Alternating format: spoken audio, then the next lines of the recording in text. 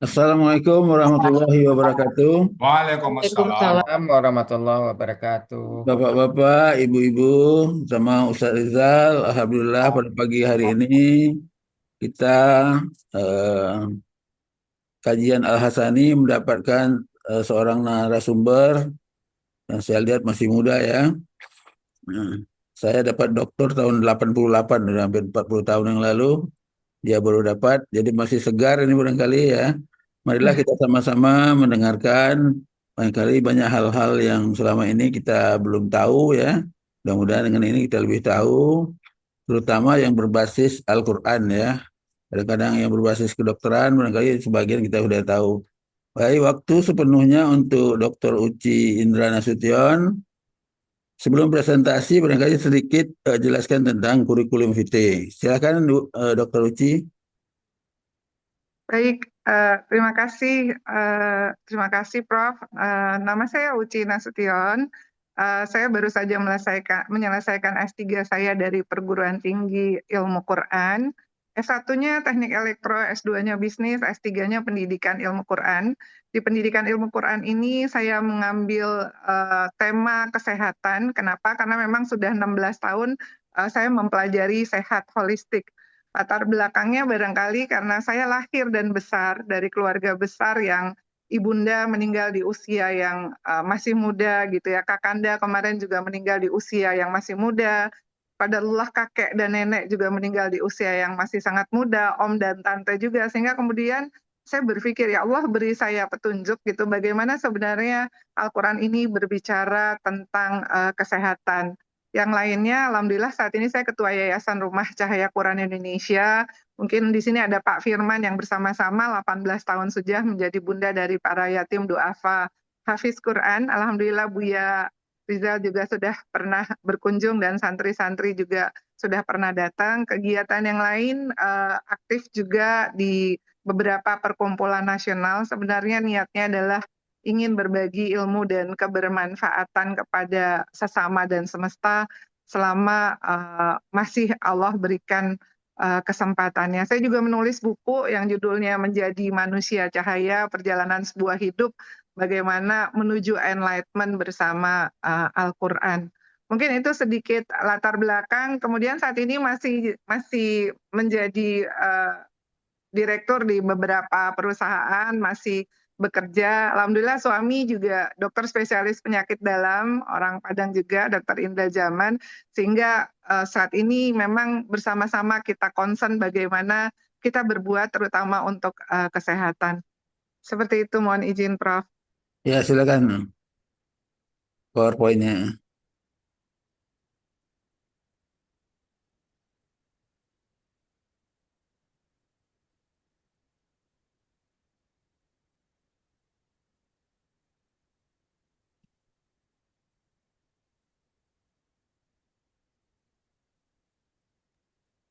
Bisa, Bu. Dokter Uci, kok nggak dibantu Bu Nel nanti? Iya. Boleh dibantu dari sana karena kebetulan ini baru Bu diinstal Nel ulang ya bantu. Zoom-nya, Dok. Iya, Baik, kita boleh. coba ya Ya, membantu. coba Bu Nel. Ya, Ya, sebentar.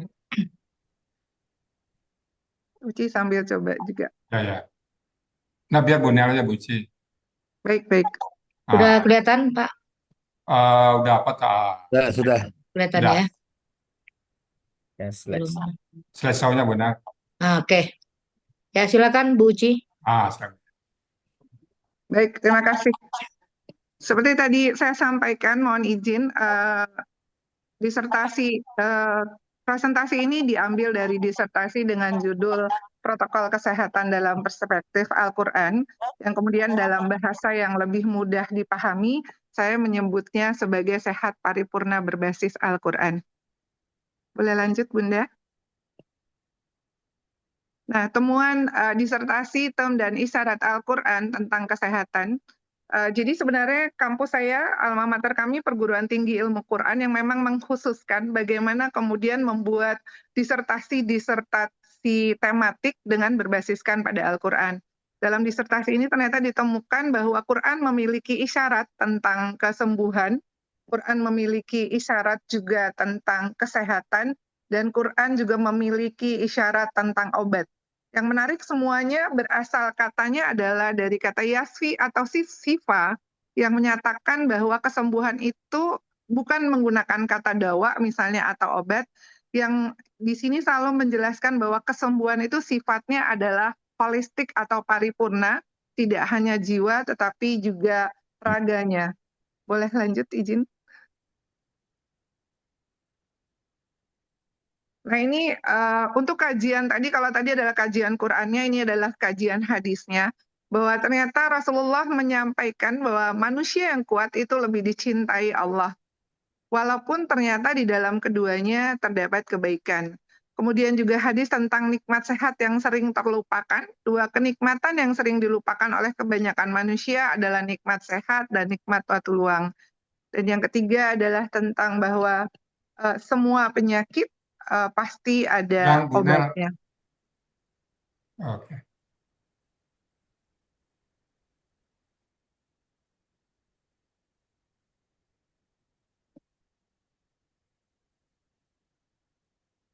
Nah, ini sedikit sebenarnya kalau dalam kajian disertasinya ada beberapa pemahaman tentang sehat. Apakah sehat menurut WHO? Yang saya ambil di sini adalah pemahaman sehat menurut Undang-Undang Kesehatan Nomor 36 Tahun 2009, di mana kesehatan adalah keadaan sehat, baik secara fisik, mental, spiritual, maupun sosial, yang memungkinkan setiap orang untuk hidup produktif secara sosial dan ekonomis. Jadi kalau dilihat sehat menurut Undang-Undang Kesehatan kita, ternyata ada 5 pilarnya, yaitu sehat fisik, jiwa, mental, spiritual, sosial, dan ekonomi yang memungkinkan seseorang hidup untuk produktif. Ini kemudian diperbarui dengan Undang-Undang Kesehatan Nomor 17 Tahun 2023 yang menghilangkan kata spiritual dalam Undang-Undang Kesehatannya. Kemudian protokol kesehatan adalah merupakan serangkaian langkah atau aturan yang dirancang untuk memelihara dan meningkatkan kesehatan individu serta mencegah penyebaran penyakit. Definisi dari protokol kesehatan. Sedangkan perilaku sehat adalah semua aktivitas atau kegiatan seseorang baik yang dapat diamati maupun yang tidak dapat diamati yang berkaitan dengan pemeliharaan dan peningkatan kesehatan. Pemeliharaan ini mencakup mencegah, melindungi diri dari penyakit, serta masalah lain, dan meningkatkan kesehatan dan mencari penyembuh apabila telah sakit. Nah ini tadi yang disampaikan bahwa diagram interdependensi 5 pilar sehat paripurna itu dari mulai sehat fisik, sehat jiwa, sehat spiritual, sehat sosial, dan sehat ekonomi. Boleh lanjut, Bu? Boleh lanjut. Nah, ini adalah hasil disertasi saya, di mana sehat fisik itu adalah keadaan tubuh yang bebas dari penyakit dan mampu menjalankan fungsi-fungsinya. Nah, di sini ada beberapa komponen di dalam Quran tentang sehat fisik, misalnya surat Al-A'raf ayat 7 ayat 31, kemudian ada tentang waktu istirahat, ada tentang olahraga, juga tentang menjaga kebersihan. Ketika berbicara tentang sehat emosi adalah kemampuan seseorang untuk mengelola dan mengekspresikan emosinya secara positif, adaptif dalam berbagai situasi. Contoh dari sehat emosi adalah mengendalikan amarah, sabar, syukur, tawakal, baik sangka, dan ikhlas. Nanti di bagian presentasi bagian belakang, saya menyampaikan ada ayat-ayat dan arti dari setiap yang ada dalam bagiannya. Dan yang paling penting, yang ini juga tidak dimiliki oleh WHO atau Kementerian Kesehatan yang sekarang, adalah tentang sehat spiritual, di mana keadaan sehat spiritual adalah kondisi di mana seorang manusia itu merasa terhubung dengan sebuah kekuatan yang lebih besar dari dirinya atau pencipta yang bisa berupa keyakinan, nilai, tujuan hidup yang memberikan makna, arah, dan ketenangan. Di sini saya mengambil contoh sehat spiritual adalah tentang sholat, puasa, sedekah, doa, membaca Quran, dan amal saleh. Kemudian sehat sosial adalah kemampuan seseorang untuk berinteraksi dengan baik dalam lingkungannya, baik itu dengan keluarga, teman, atau masyarakat. Contoh dari sehat sosial adalah hubungan yang harmonis dari suami istri, itu ada di Quran, surat Ar-Rum ayat 21, hubungan harmonis antara orang tua dan anak, kemudian hubungan harmonis antara masyarakat sekitarnya. Dan yang terakhir adalah pilar sehat ekonomi. Sehat ekonomi adalah keadaan ekonomi yang baik di mana seseorang dapat memenuhi kebutuhan hidupnya secara mandiri. Contoh sehat ekonomi di dalam Al-Quran adalah bekerja adalah ibadah dan disaksikan oleh Allah, menghindari perilaku boros, bekerja keras, adil dan manfaat, menjaga keberkahan dan kekayaan itu hanya sementara. Ini adalah pengertian 5 sehat paripurna yang dari analisis yang dilakukan secara kualitatif Ini bahwa kemudian Nabi Ibrahim membuktikan bahwa ternyata Quran itu memiliki konsep protokol kesehatan yang jauh lebih lengkap, bahkan dengan protokol yang diberikan oleh WHO atau Kementerian Kesehatan Republik Indonesia. Boleh lanjut, mohon izin. Boleh lanjut, Bunda. Nah, ini adalah video, mungkin kita skip, ini para dokter pasti sudah hafal, tapi yang non-medis saya sangat menyarankan bahwa sekarang dengan teknologi yang ada, kita bisa melihat kemahabesaran Allah lewat ciptaan Allah di dalam tubuh dan diri kita yang sangat luar biasa. Itu nanti di bagian belakang ada resume slide-nya, boleh lanjut, Bunda? Ini juga sama, ini Uci tampilkan 6 video sebenarnya untuk kita mengenal diri kita dengan luar biasa dari video-video yang durasinya hanya 30 detik atau 60 menit itu, sehingga kemudian ketika kita menjalankan protokol kesehatan ini kita tahu apa yang sedang kita perbuat untuk tubuh dan diri kita, karena Allah itu membenci orang-orang yang merusak ciptaannya. Nah, bagaimana dengan merusak tubuh kita yang merupakan anugerah terbesar dan kita merupakan ciptaan Allah yang paling dicintainya. Boleh lanjut lagi, Bunda? Nah, ini masih beberapa, Uci coba tunjukkan bagaimana proses makan, ginjal, jantung, pembuluh darah. Boleh lanjut, Bunda? Nah, ini anatomi fisiologi tubuh manusia. Ini diambil dari peneliti James Summer, bahwa ternyata tubuh manusia itu seperti pabrik kimia raksasa. Jumlah selnya itu ada 37,2 triliun. Panjang peredaran darahnya 96.560 kilometer, di mana itu merupakan panjang 2 kali bumi. Memiliki ribuan enzim yang menghasilkan banyak hormon. Konsumsi oksigen harian kita 550 liter per hari. Kalau kali 15.000 berarti kira-kira 8 juta. Berarti sebulan 240 juta Allah kasih gratis untuk kita. Detak jantung satu hari itu 100.000 kali. Volume darah yang dipompa dari jantung dan menuju jantung itu adalah 7.000 liter per hari. Kemudian jumlah sarafnya itu lebih dari 86 miliar. Riset yang dilakukan di Meksiko, Fakultas Kesehatan di University of Mexico menyatakan bahwa salah satunya 80% penyakit itu ternyata berasal dari kelainan darah. Apakah sumbatan darah, darahnya tinggi, rendah, artinya kondisi tubuh tidak dalam kondisi keseimbangan. Boleh lanjut, Bunda? Nah, ini tadi yang Uci sampaikan di awal, identifikasi masalah, kenapa tertarik untuk meneliti tentang masalah ini. Kemarin pada saat Uci wisuda, orasi ilmiahnya adalah dari Menteri Kesehatan. Beliau menyampaikan beliau itu Menteri Kesehatan yang idealnya adalah menjaga masyarakat tetap sehat. Tapi saat ini ternyata anggaran digunakan oleh pemerintah itu 70% digunakan untuk mengobati penyakit tidak menular atau PTM, yang sebenarnya WHO juga menyatakan bahwa kalau ini dipakaikan protokol hidup sehat atau pola hidup sehat, maka ini bisa dihilangkan, dikurangi, atau dihilangkan. Kenapa ini terjadi? Karena masyarakat kurang paham tentang pentingnya perilaku preventif, pencegahan, dan promotif untuk menjaga kesehatan. Masyarakat itu rata-rata baru datang ke rumah sakit, ke dokter, kalau misalnya itu ternyata sudah terjadi sakitnya. Terus masyarakat umumnya juga belum paham apa sih sebenarnya protokol kesehatan itu dan apa gunanya untuk masyarakat ketika menjalankan protokol kesehatan.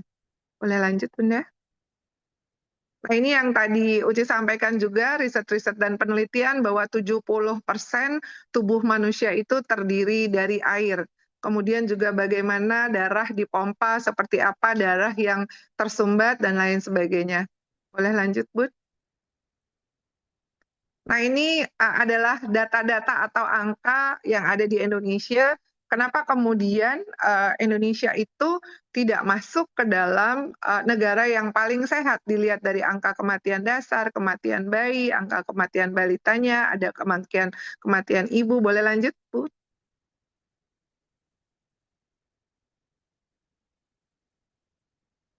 Ini data harapan hidup yang dikeluarkan terbaru oleh WHO untuk masyarakat di Indonesia adalah 71,71 tahun. Jadi sebenarnya PR-nya adalah bagaimana ketika kita sampai di usia 71 tahun kita masih bisa sehat, sujud kepada Allah, berjalan. Ini adalah PR kita semua. Kalau Jepang saat ini sudah 83 tahun angka harapan hidupnya.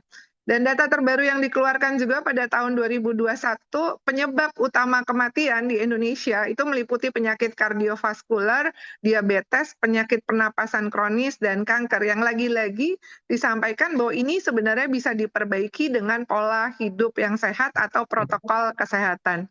Boleh lanjut, Bunda? Nah, ini adalah tantangan pembangunan, adanya industrialisasi, globalisasi, kemajuan ekonomi, sehingga itu menyebabkan ternyata justru orang jadi kurang bergerak, kurang waktu olahraga di era digital ini. Kemudian makanannya terlalu berlebihan dan tidak sehat, kurang sayur, buah, tinggi gula, garam, dan lemak. Boleh lanjut, Bunda? Nah, ini kalau gula berlebih, ini semua Uci ambilnya dari Kementerian Kesehatan. Jadi insya Allah sudah merupakan sebuah riset gitu ya. Kalau gulanya berlebih, maka yang akan terjadi adalah diabetes mellitus, kemudian penyakitnya itu bisa menimbulkan yang paling besar adalah stroke. Kalau lemaknya berlebih, maka yang terjadi adalah obesitas, kemudian terjadi jantung koroner. Garamnya yang berlebih, yang terjadi adalah hipertensi dan gagal ginjal. Boleh lanjut, Bun? Nah, ini faktor risiko yang harus diperbaiki. Jadi ini yang bicara adalah WHO juga, 80% penyakit tidak menular disebabkan oleh perilaku yang tidak sehat. Itu kenapa disertasinya kemudian disandingkan dengan protokol sehat paripurna berdasarkan Quran, agar perilaku yang tidak sehat ini kemudian bisa jadi berubah. Apa data di Indonesia? 26,1 penduduk kurang aktivitas fisik. Bapak Ibu, Indonesia itu negara nomor 1 menurut WHO 2023 paling mager sedunia. Betapa sedihnya kita negara dengan penduduk muslim paling banyak di dunia, dengan masjid terbesar di dunia, tapi ternyata kita juga di label sebagai negara paling malas gerak di dunia, karena jumlah jalan kaki kita tuh hanya 3.000. Berbeda dengan Jepang, Hong Kong, Taiwan, pokoknya paling mager, paling bawah kita itu langkah dan geraknya. Kemudian 93,5% penduduk di usia di atas 10 tahun itu kurang mengkonsumsi buah dan sayur. Kemudian juga ternyata datanya sangat luar biasa bahwa anak-anak di usia 15 tahun itu 36,3% itu sudah merokok. Dan 4,6% penduduk di atas 10 tahun itu mengkonsumsi alkohol. Jadi kalau ditanya apa solusi masalah kesehatan, kalau yang ngomong adalah World Health WHO, maka dia bilang 80% penyakit tidak menular disebabkan oleh perilaku tidak sehat, karena itu perilaku kesehatannya yang harus dirubah. Karena itulah kemudian UCI membuat disertasi dengan judul Protokol Kesehatan dalam Perspektif Quran. Bagaimana nih Quran melihat kesehatan dan bagaimana solusi dari Quran tentang kesehatan. Boleh lanjut, Bunda?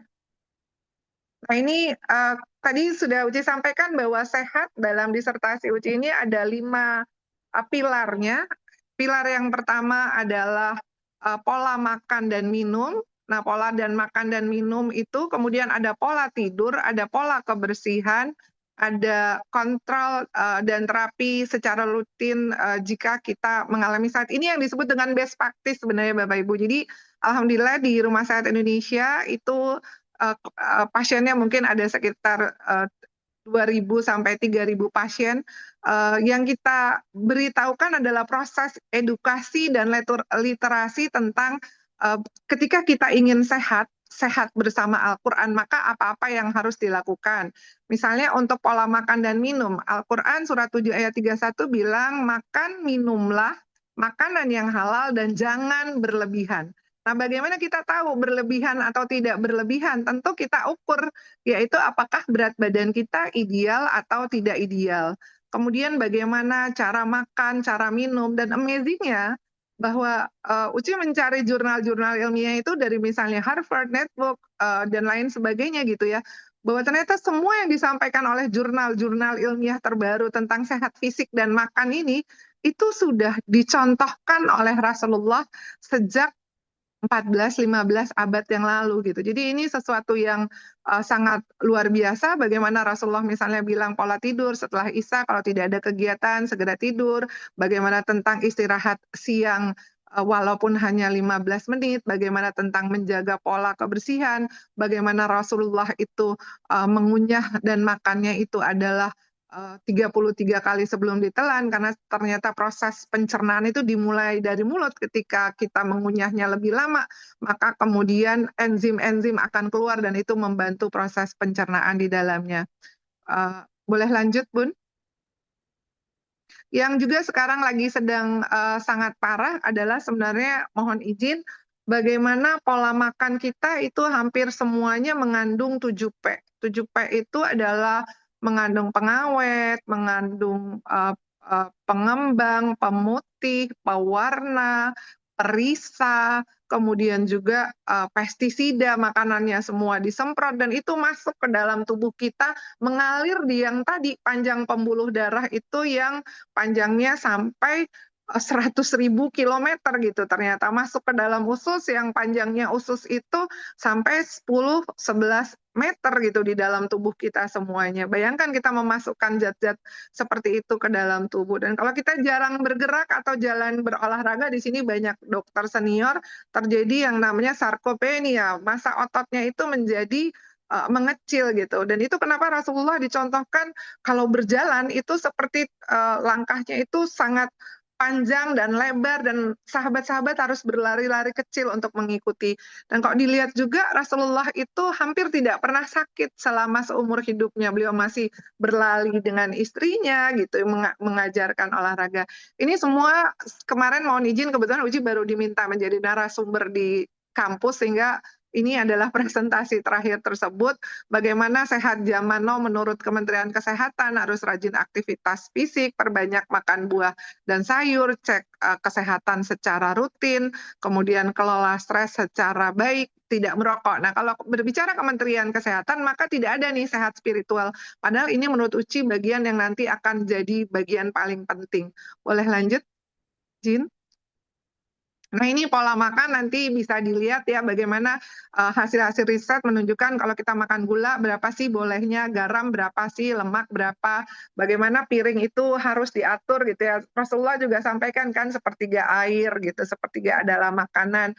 Nah, ini sebenarnya informasi-informasi yang sudah ada, hanya saja proses literasi dan edukasinya mungkin yang masih belum masif, sehingga kemudian Uci berniat sekali untuk mengedukasikan dimanapun kesempatan tentang ini. Semoga menjadi ilmu yang bermanfaat. Boleh lanjut? Nah, ini manfaat buah dari sisi warna-warna sayurnya, terus manfaat minum air, karena ternyata 86, kalau di mata 90% itu air. Jadi air itu bukan sekedar bahwa kita haus atau nggak haus, tapi organ di tubuh kita ini membutuhkan air untuk tetap dia bisa beraktivitas sehingga kita bisa beribadah. Boleh lanjut? Nah, ini mohon izin tadi karena Uci sampaikan kemarin Uci di kampus banyak adik-adik gitu ya. Ini juga sesuatu yang membingungkan gitu. Qurannya sudah bilang makan dan minumlah sesuatu yang halal dan baik dan jangan berlebihan. Tapi kita tahu Indonesia itu juga ternyata penyumbang cukai rokok dan paling banyak di dunia orang yang merokok. Padahal kita tahu di dalam rokok itu ada 4.000 racun berdasarkan riset. Dan bagaimana dampak buruk dari rokok itu bisa membuat kita baik rokok aktif ataupun pasif gitu, merusak ciptaan Allah yang sudah sangat sempurna diberikan kepada kita. Lagi-lagi bicara Quran, pakemnya adalah makanlah yang halal dan baik, bukan cuma halal, tapi juga harus baik untuk kesehatan kita. Boleh lanjut?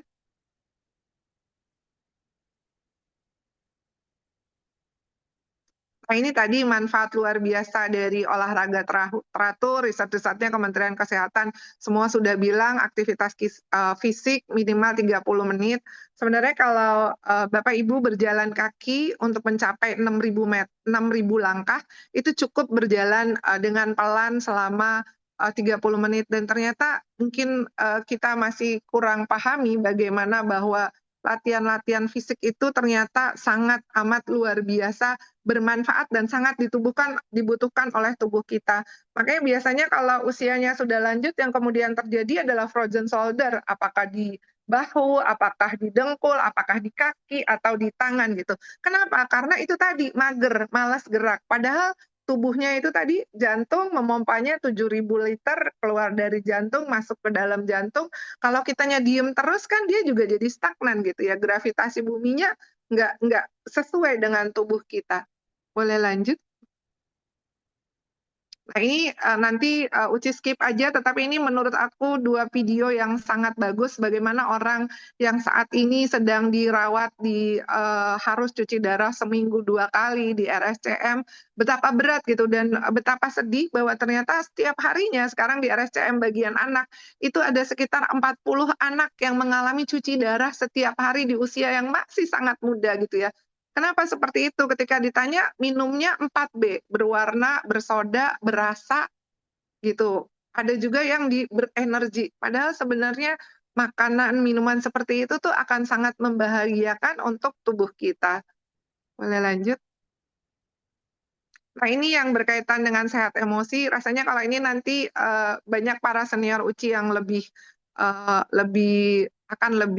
bagus untuk menyampaikannya. Tetapi yang ingin Uci sampaikan bahwa dari seluruh riset-riset yang Uci baca, itu luar biasa ternyata sehat emosi itu berperan ketika dalam proses penyembuhan seseorang. Di sini Uci mengambilnya beberapa yang mudah gitu ya, misalnya doa, tulus, ikhlas, perbanyak senyum, jangan marah, jangan dendam, maafkan orang lain. Yang ini semua sumbernya adalah dari Quran gitu. Kita sebut sebagai 7B, bertobat, berdoa, berusaha, berserah, berbaik sangka, bersabar. Allah mencintai hambanya dan tidak mungkin menjalimi hambanya. TMM tidak merasa miliki bahwa semua itu hasilnya dari Allah dan akan kembali kepada Allah. Ketika terjadi sesuatu, terima takdir, yakin, takwa. Ini sehat emosi ini sangat kuat sekali dibahas di dalam Al-Quran. Boleh lanjut?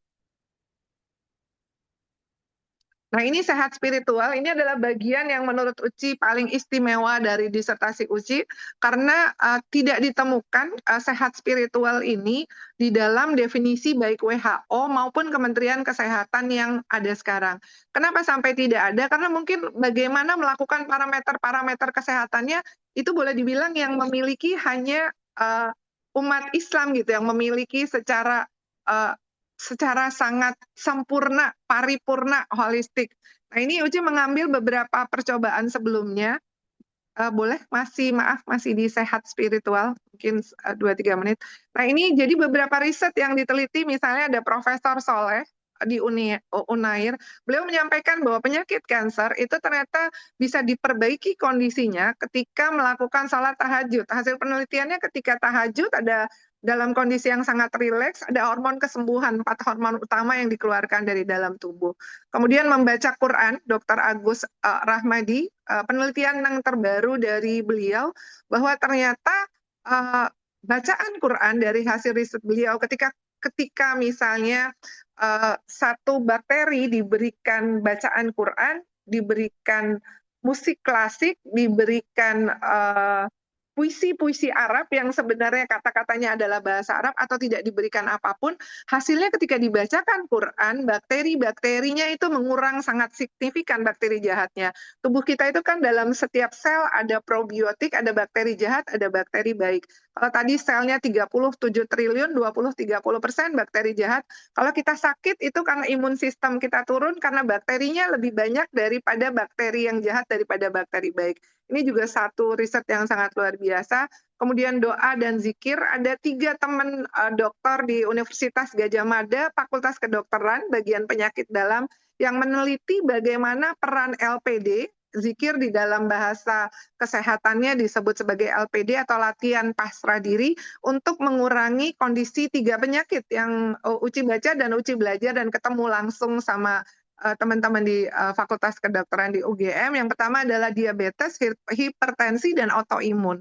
Bagaimana ketika dibuat satu SOP untuk zikir di pagi hari dengan hitungan kemudian diukur, itu ternyata manfaatnya sangat luar biasa. Terus juga tentang puasa, kita tahu bahwa riset dari Dr. Yoshinori Osumi mendapatkan Nobel di 2016 tentang kesehatan ketika beliau menemukan hasil penelitian bahwa ketika kita sedang berpuasa, ternyata terjadi detoksifikasi racun dan regenerasi sel yang itu sangat dibutuhkan untuk meningkatkan imun tubuh. Kita bersyukur sebagai seorang muslim, kita ada puasa sebentar lagi di Ramadan 30 hari untuk memperbaiki kondisi kita. Kita bisa tahajud, kita bisa zikir, kita bisa baca Quran. Komponen-komponen sehat spiritual ini yang tidak dimiliki oleh protokol-protokol kesehatan yang lain. Protokol kesehatan yang lain mungkin berbicaranya di fisik, di emosi, di sosial. Ekonomi pun protokol kesehatan lain tidak menggunakannya sebagai parameter untuk menuju sehat paripurna. Boleh lanjut? Nah, ini juga sehat sosial kita tahu di Islam ini kuat sekali sampai Rasulullah bilang bahwa sebaik-baiknya suami paling baik sama yang paling baik sama suaminya. Ridho Allah, ridho orang tua. Istri kalau dia taat pada suaminya itu ternyata Rasulullah bilang bahwa 7 pintu surga terbuka, dan ini ternyata didukung oleh sebuah riset yang dilakukan di Harvard oleh Profesor Robert Waldinger. Ini lebih dari 80 tahun penelitiannya dari tahun 1938 sampai 2020 dilakukan di Harvard Medical School. Ternyata kunci orang sehat dan bahagia yang nomor 1 itu adalah memiliki hubungan yang harmonis. Hubungan harmonis dengan lingkar 1 dari keluarganya. Lingkar 1 itu adalah tentu saja suami dengan istri, orang tua dengan anak, kakak dengan adik. Jadi sekali lagi saya menemukan ini penelitiannya 83 tahun, jadi mahasiswa masuk di Harvard, kemudian diteliti setiap tahun dilakukan MCU gitu ya, medical check-up, dilakukan medical check-up, dan dilihat sampai meninggal dunia. Apa nih faktor-faktor utama? Diinterview, diteliti. Jadi lagi-lagi saya menemukan bahwa Quran dan sunnah dari Rasulullah itu ternyata jawaban menuju sehat paripurna. Boleh lanjut?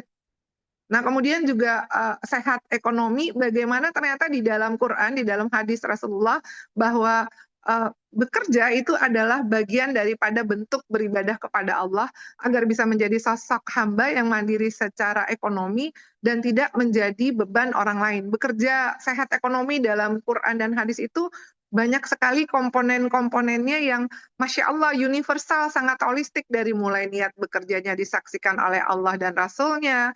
Rasulullah menyukai orang-orang yang bekerja profesional. Ada dosa-dosa yang tidak bisa diampuni, kata Rasulullah, kecuali dengan bekerja. Dan bekerja bukan melulu yang dihitung adalah uang, tapi kebermanfaatan.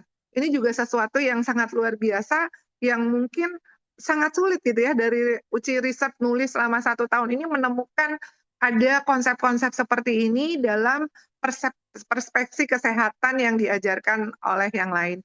Mungkin boleh lanjut? Nah, ini beberapa hal yang Uci bikin gitu ya, tentang tadi sehat sosial, suami terbaik, istri solihah, saling mencintai karena Allah. Yang ini belum Uci temukan di konsep-konsep yang lain, tetapi ada penelitian-penelitian seperti yang tadi sudah disampaikan. Boleh lanjut, Bunda? Nah, ini sampai dengan ke belakang adalah ayat-ayat Qur'annya, surat Al-A'raf 7 ayat 31. Di situ ada makan dan minumlah tetapi jangan berlebihan. Sungguh Allah tidak menyukai orang-orang yang berlebihan. Boleh lanjut, Bun? Tentang menjaga kebersihan gitu ya. Allah menyukai orang-orang yang bertobat dan orang yang mensucikan diri. Al-Baqarah surat 2 ayat 222. Boleh lanjut, Bunda?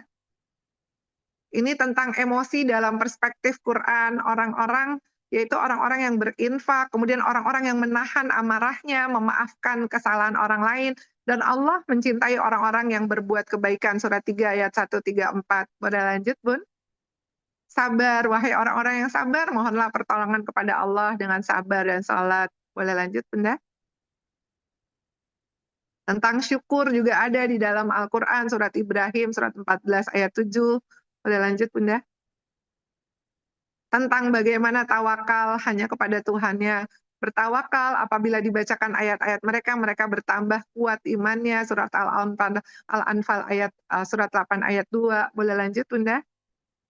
Ini masih perspektif emosi, jadi tadi ada sabar, menahan marah, berbaik sangka gitu. Wahai orang-orang yang beriman, jauhilah banyak dari prasangka, sesungguhnya sebagian prasangka itu adalah dosa. Boleh lanjut, Bunda? Kemudian tentang ikhlas, tadi sudah diresume sebenarnya di Uci punya presentasi. Boleh lanjut, Bunda? Tentang tadi puasa, wahai orang-orang yang beriman, diwajibkan atas kamu berpuasa sebagaimana diwajibkan atas sebelummu. Ini sehat spiritual.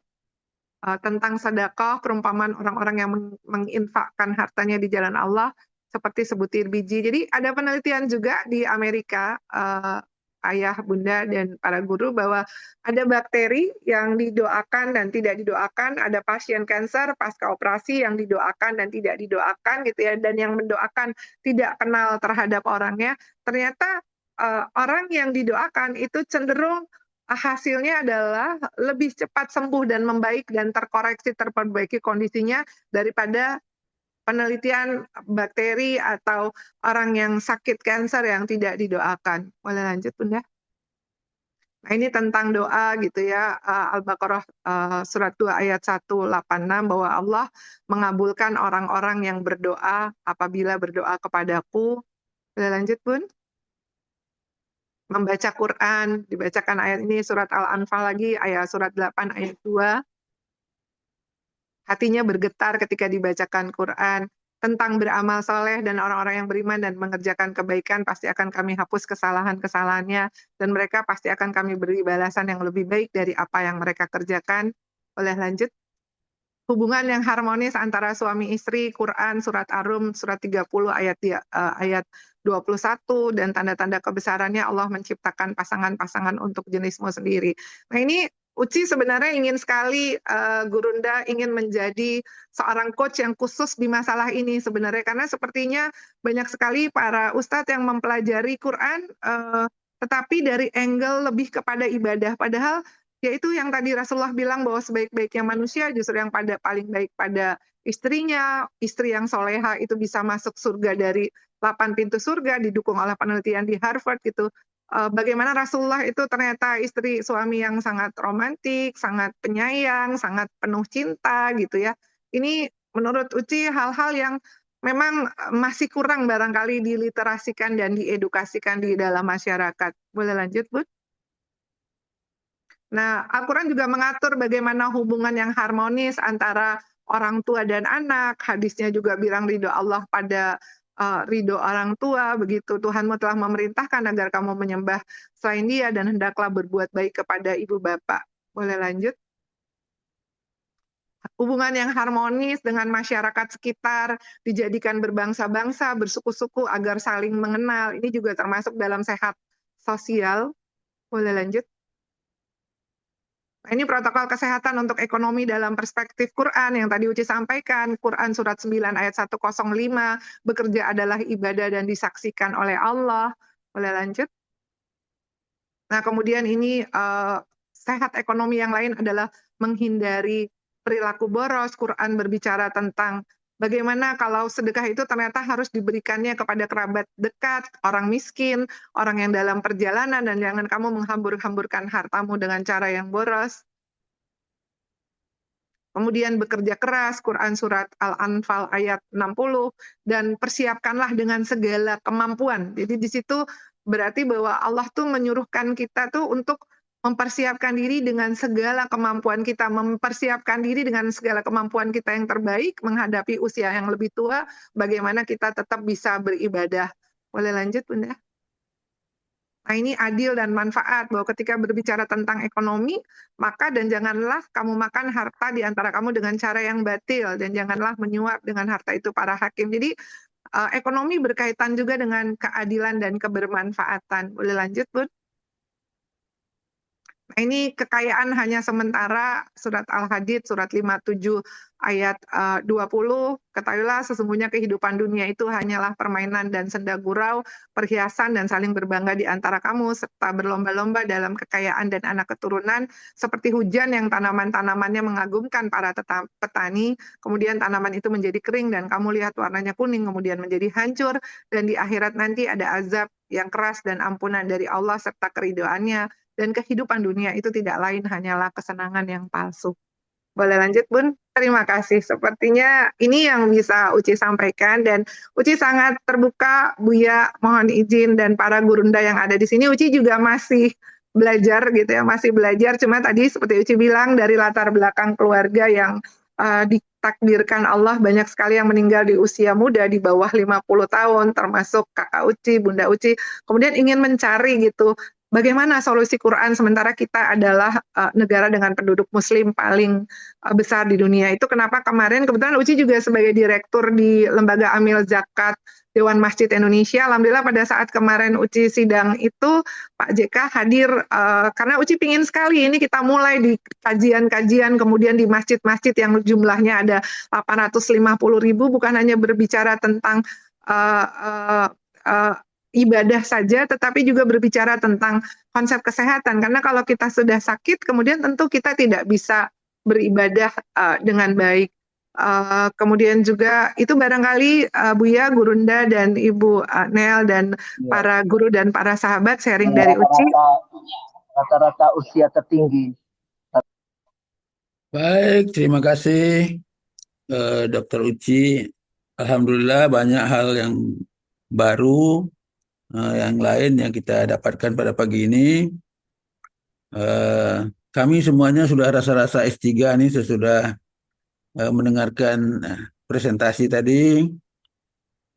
Misalnya konsep sehat, selama ini kalau sehat itu ya tidak sakit fisik, tidak sakit jiwa gitu ya.